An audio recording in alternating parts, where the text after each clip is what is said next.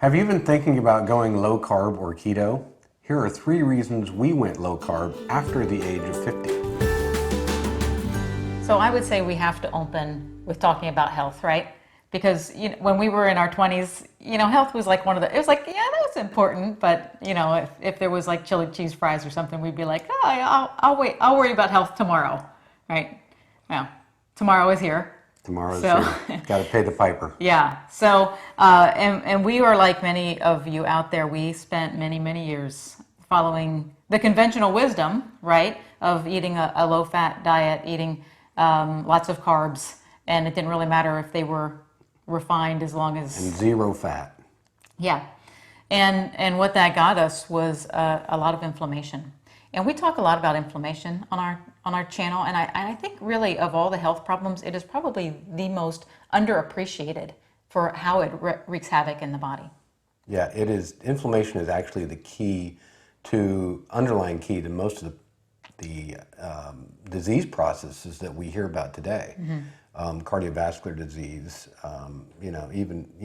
you've got diabetes and some of these other things, but inflammation is really what drives the cardiovascular damage that you see, that comes from diabetes, that comes from these other things that causes heart attacks, all this stuff. Right.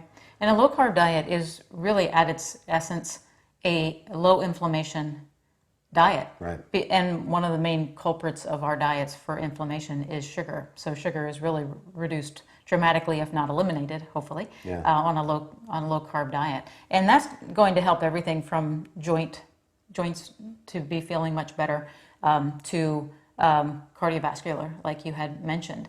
And this is something that we've witnessed truly with you. When Keith lost 80 pounds following a low-carb and keto diet, your blood work went from disaster to very good. Right. I had a very high C-reactive protein, which is a specific marker of inflammation. Prior to going low carb, I had high LDLs, low HDLs, high triglycerides. I mean, everything was going the wrong direction. The next reason that we went low carb was the obvious benefits that came with weight loss. Yep. Obviously, I had already mentioned you lost 80 pounds following this type of a diet. I've lost weight following this. And a lot of that after the age of 50 has to do with a couple of important hormones, right? Estrogen, so menopause after 50, and lower testosterone. Right. You want to go first, or you want me to go first? I can go first. So testosterone, obviously, that's kind of the man hormone. There's been a lot of research. There's a number of studies that link low testosterone to metabolic syndrome, diabetes, cardiovascular death. And you see a lot of commercials on TV now, we treat low T. So it's become a problem now. I never remember that. Nobody ever talked about that when we were growing up, when we were younger. Low T. Nobody had low T. But, all these years of high carb intake, of obesity, diabetes, all this stuff is causing this issue with a lot of men with their testosterone is being lowered. And obesity, to be more specific, since your adipocytes, your adipose tissue fat, is an endocrine organ, and it does have a tendency to secrete estrogens, which is going to drive that balance and push your testosterone down. Yeah.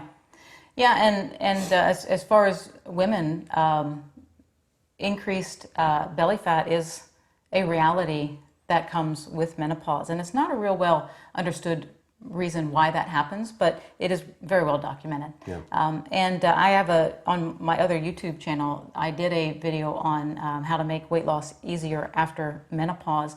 And what it really comes down to is not just estrogen, but also dealing with insulin. And I talked about in that video the perfect storm of menopause. So we reach menopause, so we have a lowered level of estrogen being produced in our bodies. Well, that increases belly fat.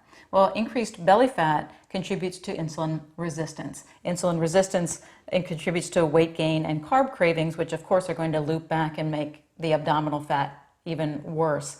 And then with menopause, not just those things, but we also have other factors coming in. So we might have hot flashes that disrupt sleep. And so disrupted sleep causes weight gain and insulin resistance. And we might have a poor diet or lack of exercise, and those types of things will also contribute to this problem. So being over 50 to lose weight, we have to deal with the things that we can deal with and disrupt this cycle where we can. And the thing that we have the most control over is the insulin production and the insulin resistance specifically. Right. And a low-carb diet puts much less demand on your body to produce insulin and basically gives you a workaround for going around insulin resistance. Yeah. Which brings us to our last reason why we went low-carb and we will always remain low-carb. Yeah. And that is the freedom that this lifestyle brings. It is so empowering to be free of the sugar cravings and the feeling of having to eat all the time. You hear from people who go on, they have trips planned in the car, and they've got to be planning out, we got to stop here for lunch, and we've got to stop here, and we make sure we've got some snacks and this and that.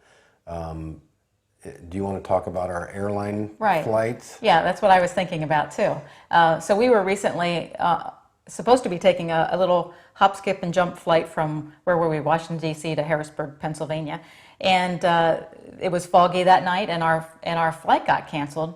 And we're sitting there in the airplane with everybody else. And as soon as they came over the announcing and said that our flight was going to be canceled, everyone around us started breaking out snacks. Now we're talking, it's like midnight. Yeah. I could just imagine the stress hormones that were going on at that point too. Oh yeah. So, and Keith and I are just looking at each other and not pointing fingers at people, because we would have totally been doing that had we not been fat adapted and into a low carb diet. We would have been right there with them, or panicked because we hadn't brought snacks on, and how long are we going to be sitting on this plane? Right. And oh my goodness. And it's midnight, so you walk back into the airport and there's no restaurants or anything open that you can get anything. Yeah, but we had dinner that night, many hours beforehand, had no hunger. It is freeing. It's absolutely freeing. And we should talk about, the other thing, I think you mentioned joint pain when we talked about inflammation. Joint pain with weight loss is going to come along. Sure. And the freedom that you feel, without having the joint pain, right? You can go out and just at least go for a walk. I mean, that thing I think is key. And for me in my practice, that's what I see. Obviously, people come in pain because of this or that. Yeah. When they lose weight, that goes away. Yeah. So there you go. If you are over 50 and you are looking for some new, fresh ideas, give a low carb a try. And hope that was helpful. Thanks so much for watching. Always appreciate you guys. And we will be back next week with another video. Yeah, we'll see you then. Thanks.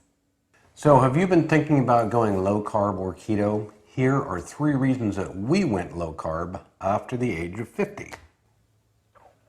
You said after, but that's all right.